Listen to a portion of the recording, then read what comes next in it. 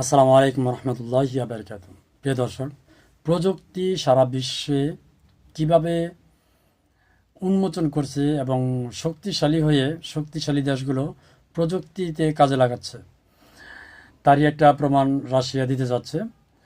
চাঁদে 1 দশকের মধ্যে পারমাণবিক বিদ্যুৎ কেন্দ্র স্থাপন করতে চায় রাশিয়া।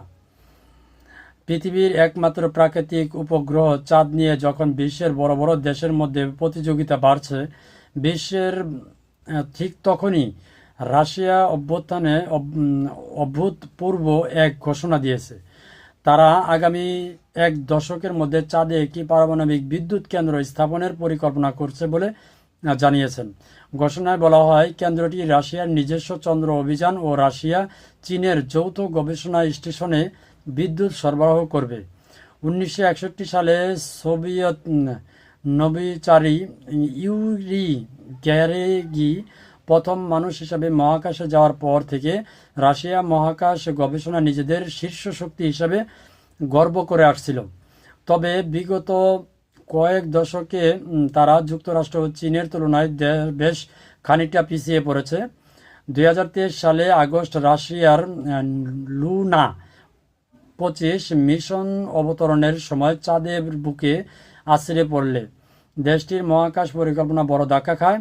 অন্যদিকে ইলন মাস্কের স্পেস এক্স মহাকাশযান উৎক্ষেপণাস্ত্র ক্ষেত্রে বিপ্লব ঘটিয়ে দিয়েছে। যেখানে একসময় রাশিয়ার একচেটিয়া আধিপত্য ছিল, সেখানে এখন ইলন মাস্কের আধিপত্য আছে।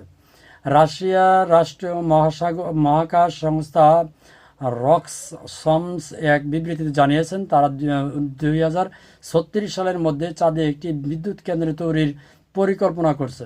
এর জন্য তারা লাবোচিনিক অ্যাসোসিয়াল নামে একটি মহাকাশ সংস্থার সঙ্গে চুক্তিও স্বাক্ষর করেছেন অলরেডি। রকসমস জানায়, এই কেন্দ্রের মূল কাজ হবে রাশিয়ার চন্দ্র অভিযানে ব্যবহৃত রোভার, চাঁদে বিচরণকারী যান, মনমন্দির এবং রাশিয়া চীনের যৌথ উদ্যোগে নির্মিত ইন্টারন্যাশনাল লুনার রিসার্চ স্টেশন এর অবকাঠামোতে বিদ্যুৎ সরবরাহ করা হবে। চিন্তা করেন আসলে তারা প্রযুক্তির দিক কতটুকু এগিয়ে যাচ্ছে, আর আমরা বাঙালি আসি অমুক ভাই ক্ষমতা যাবে, তমুক ভাই ক্ষমতা যাবে, তার পিছনে পিছনে ঘুরবো, কিছু পয়সাপাতি কামাবো। হ্যাঁ, তারপরে হচ্ছে কি বলবো, আসলে বলার মতো কিছু নাই। প্রযুক্তি কিন্তু বাংলাদেশ বিভিন্ন দেশ থেকে অনেক অনেক পিছিয়ে, যার কারণে বাংলাদেশ প্রতি মুহূর্তে হুমকির মুখে থাকে। যেমন মায়ানমার মন চাইলেই হুমকি দিয়ে বসে, 2-4টা লাশ ফেলায় দেয় বাংলাদেশি। ইভেন কি সমুদ্র পথে মায়ানমারের আরাকান আর্মি বা জান্তা আর্মি কেউ না কেউ এসে বাঙালিকেও ধরে নিয়ে যায়, তাদের রাষ্ট্রে আটকে রাখে। সেগুলো ফেরত আনার জন্য সরকারিভাবে আলোচনা পতাকা বৈঠক করে তাদেরকে আনার জন্য তদবির করে।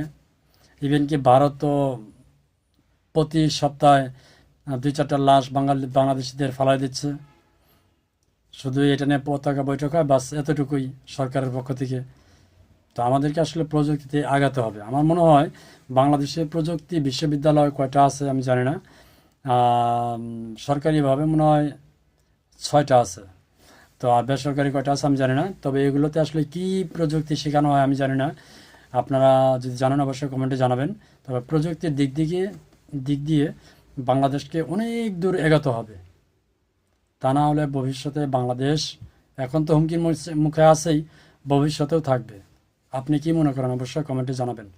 ধন্যবাদ। আমার ভিডিওটি দেখার জন্য অসংখ্য ধন্যবাদ আপনাকে।